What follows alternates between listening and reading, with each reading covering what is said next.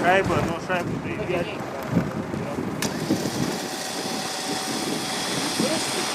Жопу закинем.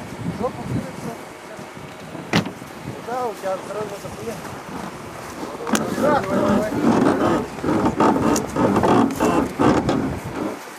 Что, бля, один толкал, что ли? Водитель автомобиля Volvo направлялся из Нижнего Новгорода в сторону города Перми. Какой тут километр, я не помню.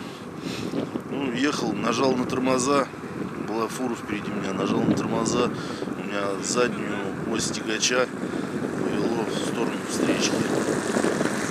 Я решил, что остановиться я не остановлюсь, а обойду впереди идущую. Вывернул колеса влево, пошел на обгон фуры. Метров за 120, может за 150 увидел легковую, уже поравнялся с фурой. Кабина с кабиной. 20 мне уже некуда было, вправо не уйти.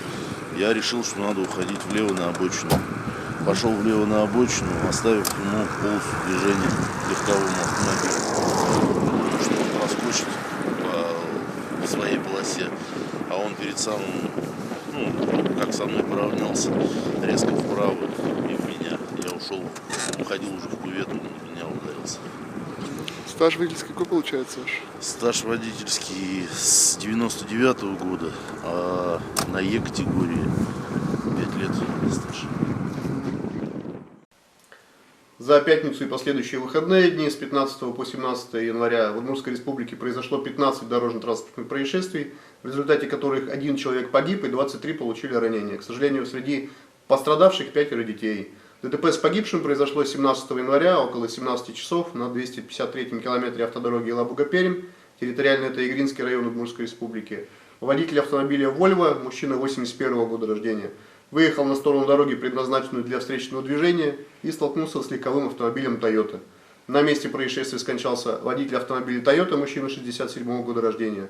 В медицинские учреждения были доставлены женщина около 50 лет и девочка 5 лет. Необходимо отметить, что ребенок перевозился в легковом автомобиле с нарушением требований правил дорожного движения без использования детского удерживающего устройства, а колеса грузового автомобиля были непригодны к эксплуатации в связи с изношенностью своего протектора.